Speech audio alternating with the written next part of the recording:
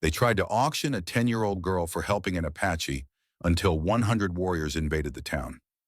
The morning sun cast long shadows across Copper Ridge's main street as Lily Mae Thornton stood on the wooden auction block, her small hands bound behind her back. The rope burns on her wrists told a story of struggle, but her green eyes held no tears, only defiance that made grown men uncomfortable. Mayor Clayton Briggs adjusted his black hat and cleared his throat, addressing the crowd of 30 townspeople gathered in the dusty square.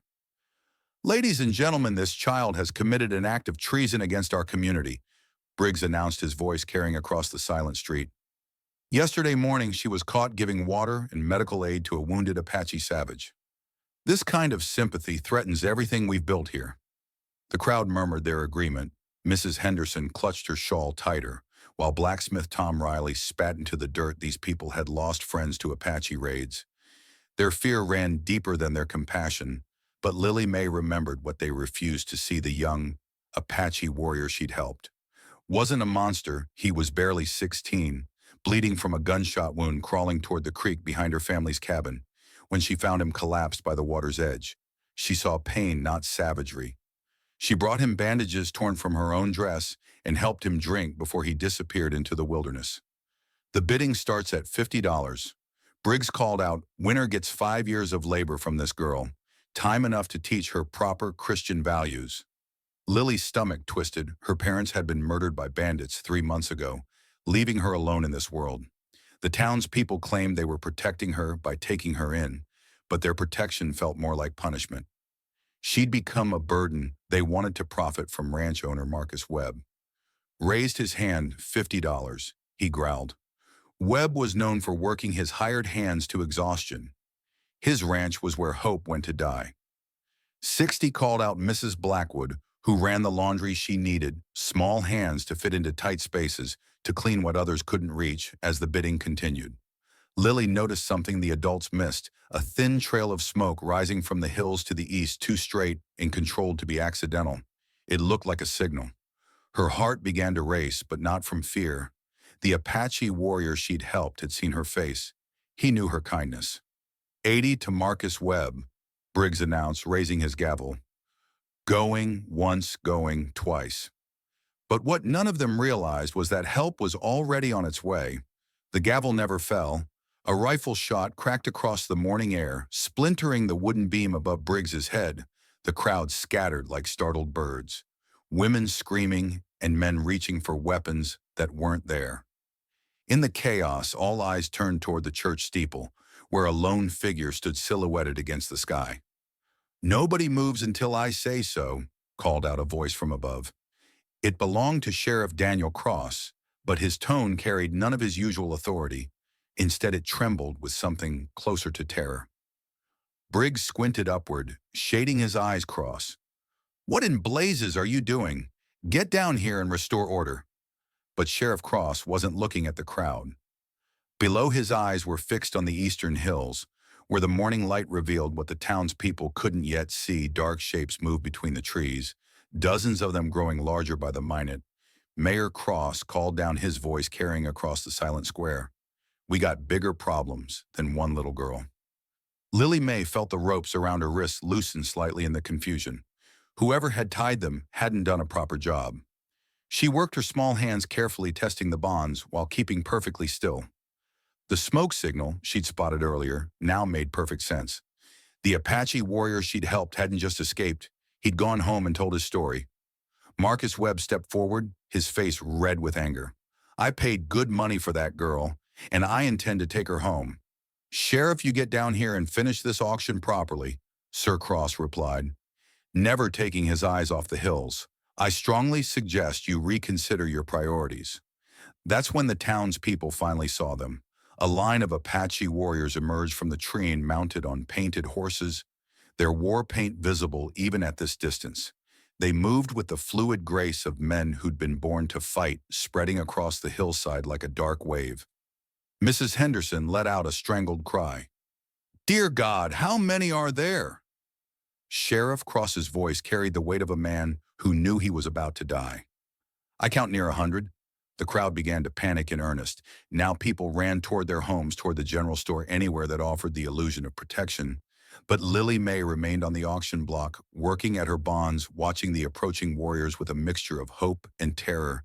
She'd saved one Apache's life. Now, it seemed his entire tribe was coming to save hers. Mayor Briggs pulled out his pocket watch with shaking hands. How long until they reach us? Sheriff Cross chambered another round at their current pace. I'd say we got maybe 10 minutes to live. But what none of them knew was that the war party had no intention of waiting 10 minutes. The war cry that split the morning air froze every soul in Copper Ridge. It started as a single voice echoing from the hills, then multiplied into a chorus that seemed to come from the earth itself. The Apache warriors kicked their horses into a thundering charge, dust clouds rising behind them like the wrath of ancient spirits. The sound of 100 horses' hooves hitting hard-packed earth created a drumbeat that made the buildings tremble. Lily May finally worked her hands free, just as Mayor Briggs grabbed her arm with desperate strength. "That girl stays with me," he shouted to anyone who would listen. "She's what brought this curse on us. Maybe if we hand her over, they'll show mercy."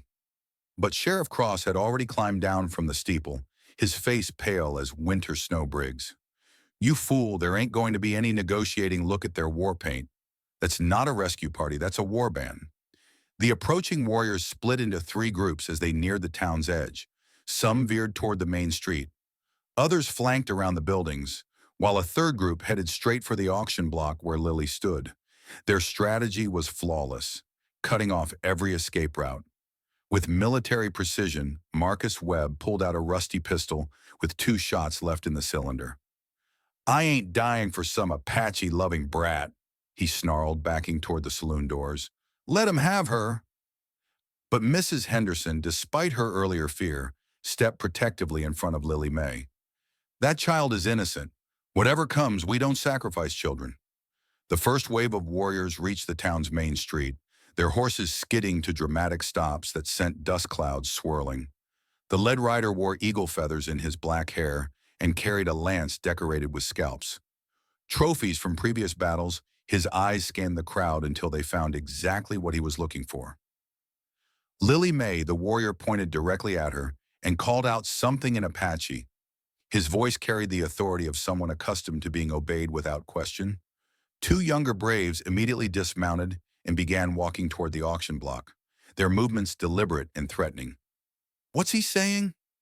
Briggs whispered, his voice cracking like dried leather. Sheriff Cross had traded with Apache bands before he understood enough of their language to know they were in serious trouble. "He's asking which one of us put that little girl on the auction block." The crowd fell silent. Every person who had participated in the bidding suddenly found the ground very interesting to stare at the shame that should have stopped them. Hours ago, finally caught up. The Apache leader raised his lance and spoke again, his words carrying across the square like a judge pronouncing sentence. "And now?" Briggs asked, though he wasn't sure he wanted to know the answer. Sheriff Cross swallowed hard. "Now," he says, "someone's going to pay." The Apache leader dismounted with fluid grace and walked directly toward Lily May, his footsteps echoing in the deadly silence. Up close, she could see the intricate war paint covering his weathered face, red stripes across his cheekbones, black symbols around his eyes that seemed to hold ancient meaning.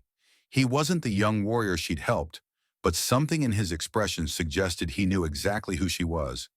He stopped 3 feet away and spoke in heavily accented English. "You are the white child who gave water to my nephew." Lily May lifted her chin, meeting his gaze despite the fear coursing through her small body. "Yes, sir, he was hurt and thirsty. I couldn't just leave him there." A murmur rippled through the crowd. Even in their terror, the townspeople were shocked to hear such perfect manners from a child addressing an Apache war chief. The leader's stern expression softened almost imperceptibly. "My nephew is Soaring Hawk. He told us of your kindness." He turned to face the crowd, his voice rising to carry across the square. "He also told us how these people punish such kindness." Mayor Briggs stepped forward on shaking legs, attempting to salvage the situation. "Chief, this is all a misunderstanding. We were simply trying to find the girl a good home. She's an orphan, you see, and silence the word exploded from the Apache leader. Like thunder, I am Iron Wolf, war chief of the Chirika. I do not speak with liars. Iron Wolf gestured to his warriors and immediately 20 of them dismounted, forming a protective circle around Lily May. Their presence sent a clear message. This child was now under Apache protection. You put a child on auction block like cattle. Iron Wolf continued, his English becoming more precise as his anger grew. You sell her for money because she showed mercy to wounded boy. This is your Christian way, Mrs. Henderson found her voice, Chief Iron Wolf. Not all of us agreed with this. Some of us tried to stop it.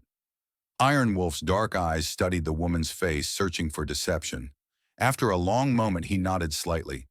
You speak truth. Your fear is honest, not guilty.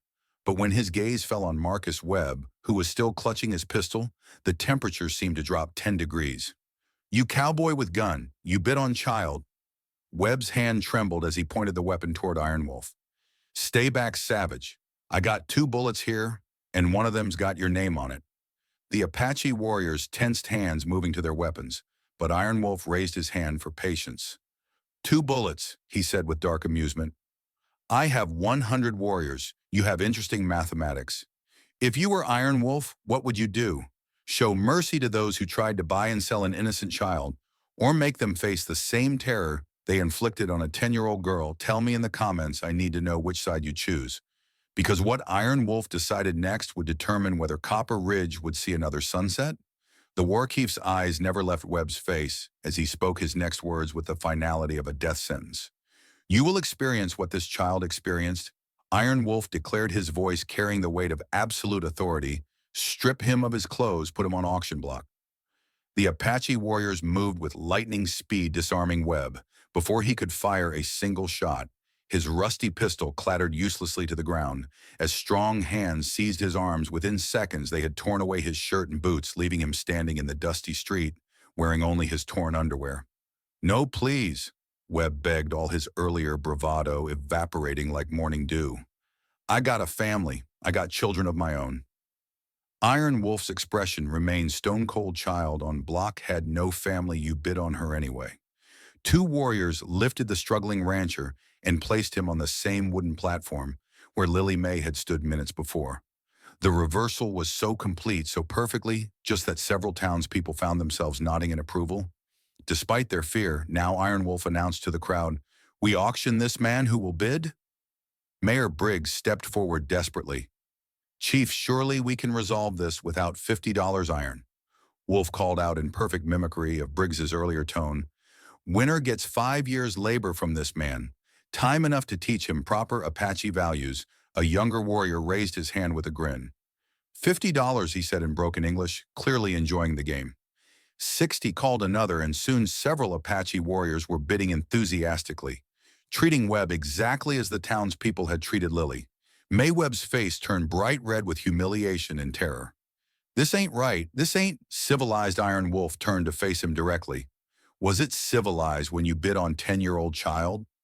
The question hung in the air like smoke from a funeral. PMA, every person in that square suddenly understood the terrible mirror that had been held up to their actions. What seemed reasonable when done to a helpless orphan girl now appeared monstrous when done to one of their own sheriff.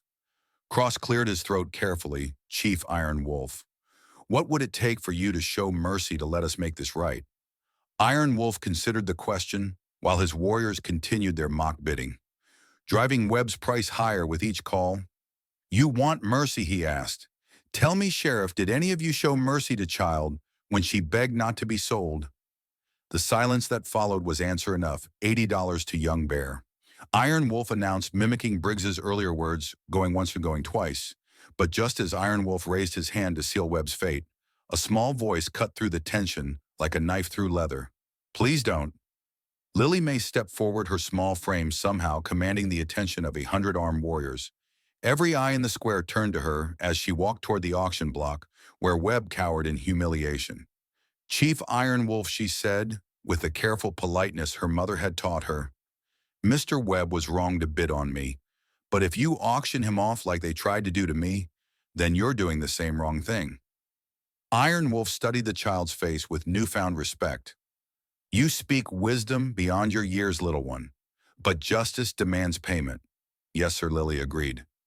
But justice and revenge aren't the same thing. My mom always said that becoming the thing you hate doesn't make you strong. It makes you lost.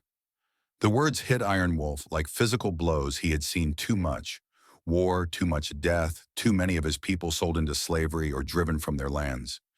The rage that fueled him had become so familiar he'd forgotten what justice without vengeance looked like. Webb looked down at Lily May with tears streaming down his weathered face. Child, why would you speak up for me after what I tried to do to you? Lily May's green eyes met his, 'cause somebody has to break the circle. Mr. Webb, if we keep hurting each other for the hurt that came before it never ends. Mrs. Henderson wiped her own eyes with her shawl. Lord have mercy, that child's got more wisdom than all of us combined. Iron Wolf lowered his hand slowly. The mock auction was over, but something deeper had taken its place. You show great courage, white child, but these people tried to sell you like property. Some punishment must be given. I agree, Lily May said, surprising everyone, but maybe the punishment could help somebody instead of just hurting somebody. She turned to address the crowd, her young voice carrying clearly across the square. Mr. Webb, you bid $80 on me. That means you got $80 to spare, right? Webb nodded miserably. Yes, child, I do. Then maybe you could give that money to Sheriff Cross to help other orphan children in this territory, and maybe the rest of you who bid could do the same. Iron Wolf watched this display of mercy and wisdom with growing amazement. This child had found a way to turn her attackers into protectors of other vulnerable children. She had transformed vengeance into healing, without anyone losing face. Mayor Briggs stepped forward. His own shame evident, the girl speaks sense. I propose we establish an orphan fund right here, right now. Every person who participated in that auction contributes double what they bid one by one. The townspeople reach for their money pouches. Even in their fear, they recognize the profound rightness of Lily May's solution. But Iron Wolf wasn't finished yet. He had one more lesson to teach. This is good, he announced, but child's wisdom deserves greater reward than money, Iron. Wolf raised his voice so every person in Copper Ridge could hear his words clearly. This child showed mercy to my nephew when she could have walked away. She showed wisdom when she could have chosen revenge. She showed courage when she could have stayed silent. He paused, letting his words sink in. Such a person deserves protection. Not auction blocks. The Warrakeef turned to face Lily. May directly, little sister. My people would be honored if you would live among us. You would be adopted as daughter of Iron Wolf with all the protection and respect that brings. A gasp rippled through the crowd. Everyone knew what this meant. Apache adoption was sacred. Creating bonds stronger than blood. Lily May would become untouchable, protected by the fiercest warriors in the territory. But Lily May looked around at the townspeople, seeing past their earlier cruelty to something deeper. Chief Iron Wolf, that's the greatest honor anyone could give me, but these are my people too. Even when they make mistakes, maybe I can do more good staying here and helping them remember what mercy looks like. Sheriff Cross stepped forward, his badge glinting in the afternoon sun. Child, if you stay, you'll need proper guardianship, legal protection. He looked directly at Iron Wolf Chief. Would your tribe consider a peace treaty with Copper Ridge? One that includes protection for this girl and any other orphaned children. Iron Wolf considered this proposal. Treaties had been broken before, but something about this moment felt different. The presence of one small girl had transformed enemies into potential allies. We will consider such treaty, he said finally, but only if this town proves it as learned from today's lesson. Mayor Briggs wiped sweat from his forehead. What would you require as proof? Simple, Iron Wolf replied. Lily May becomes ward of entire town. Every family contributes to her care. Every person watches over her safety. And if anyone ever again tries to harm child under your protection, he let the threat hang unfinished. Mrs. Henderson stepped forward boldly. Chief, I lost my own daughter to fever last winter. If Lily May will have me, I'd be honored to give her a proper home, and she'll have a job at my store when she's old enough. Added the general store owner, learning numbers and letters, not scrubbing floors. One by one, the townspeople who had bid on her hours earlier now offered protection, education, and genuine care. The transformation was so complete, it seemed like a miracle. But Iron Wolf had one final surprise that would seal this treaty forever. He whistled sharply, and from behind the buildings rode the young warrior. Lily May had helped soaring. Hawk approached slowly, his wounded arm, now properly bandaged, his face painted for ceremony rather than war soaring. Hawk dismounted and walked directly to Lily May, carrying something wrapped in soft deerskin. "Little sister," he said in careful English, "you saved my life when you could have let me die among my people. This creates sacred debt that must be repaid." He unwrapped the deerskin to reveal a beautiful necklace made of turquoise silver and eagle feathers. "This belonged to my grandmother, who was great medicine woman. She said it would find its way to someone with healing spirit." As he placed the necklace around Lily May's neck, something extraordinary happened. The Apache warriors began a low rhythmic chant that seemed to make the very air vibrate with power. The townspeople watched in respectful silence as ancient traditions unfolded before them. "This necklace marks you as sister to Chiricahua people," Iron Wolf explained. "Harm to you is harm to us. Protection of you is protection of us as long as you wear this. Two peoples are joined by your courage." Sheriff Cross stepped forward with official papers. "I hereby declare Lily May Thornton a ward of Copper Ridge under joint protection of the town council and the Chiricahua Apache tribe. Anyone who threatens her answers to both American law and Apache justice."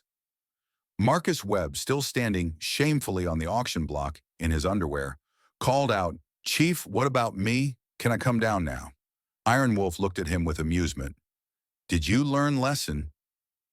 "Yes, sir," Webb replied earnestly. "I learned that children ain't property, and kindness ain't weakness, and shame tastes a lot worse than humble pie. Then you can come down, but remember we will be watching as the Apache warriors prepare to leave." Iron Wolf made one final announcement every full moon. Soaring Hawk will visit Copper Ridge to check on Little Sister's welfare. This town has chance to prove white people and Apache can live in peace. Do not waste this gift. The war party mounted their horses with the same fluid grace they'd shown arriving. But now there was no threat in their movements, only the dignified departure of honored allies. Lily May stood in the center of the square, wearing her sacred necklace surrounded by towns, people who had transformed from her oppressors into her protectors. The orphan girl who had faced auction that morning was now the bridge between two worlds. Mrs. Henderson placed a gentle hand on Lily May's shoulder. "Come home, child. I'll make you the finest apple pie you ever tasted," as the sun began to set over Copper Ridge, painting the sky in shades of orange and gold. Peace settled over the town like a warm blanket in the years that followed. Lily May grew up to become a teacher and translator, helping Apache and white children learn from each other. Mrs. Henderson raised her with love and wisdom, and the Orphan Fund established that day helped dozens of children find good homes. Soaring Hawk became a respected peace negotiator, and Iron Wolf's treaty with Copper Ridge lasted for generations. The auction block was torn down and replaced with a school where all children, regardless of race, learned to read and write together. And sometimes when the moon was full and the desert wind carried ancient songs, you could still see a young woman in turquoise and eagle feathers teaching her own children that mercy is the strongest weapon of all. Now click on the video on the screen to hear a story even better than this one, with courage so fierce and justice so swift that it'll make your heart race from the very first word.